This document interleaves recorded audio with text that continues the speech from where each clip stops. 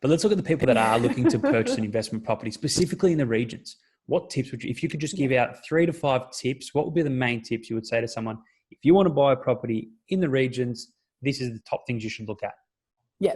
First thing is understand your own cash flow and how much you can spend. Because if you can go bigger and bolder, have a second think about the region. You might be more suited to metro. So the first thing is to get good financial advice.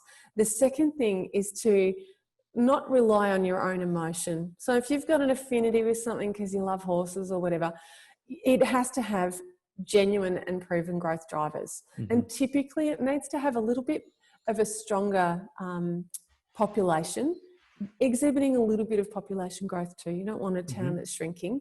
But when I say population, ideally you want to have a hospital, a university. If it's a robust town like that, you can be assured of a lot of initiatives and incentives and just money being spent to continue attracting people and creating jobs.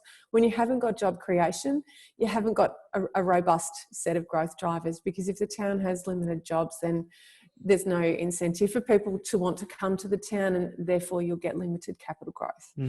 The next one is understand your pockets within the region. Don't assume that Ballarat's all the same. It's so not. There's over 26 suburbs. There were 26 last time I counted, but there's little new ones being created every time they do a subdivision.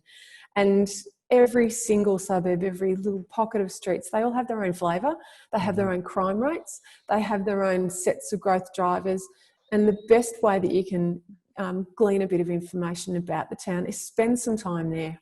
Stay up there, do a week away, do a weekend away, chat to property managers. I reckon they are the most underrated, amazing source of information about an area when you're commencing your reconnaissance.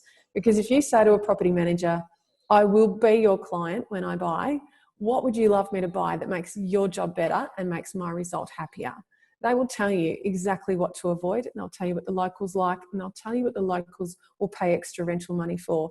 And believe me, it will be a surprise, because I used to think walkability and access to the train and all of that stuff was what people wanted, because that's what we want in Melbourne. We want to be near the cafes. We want short walk scores.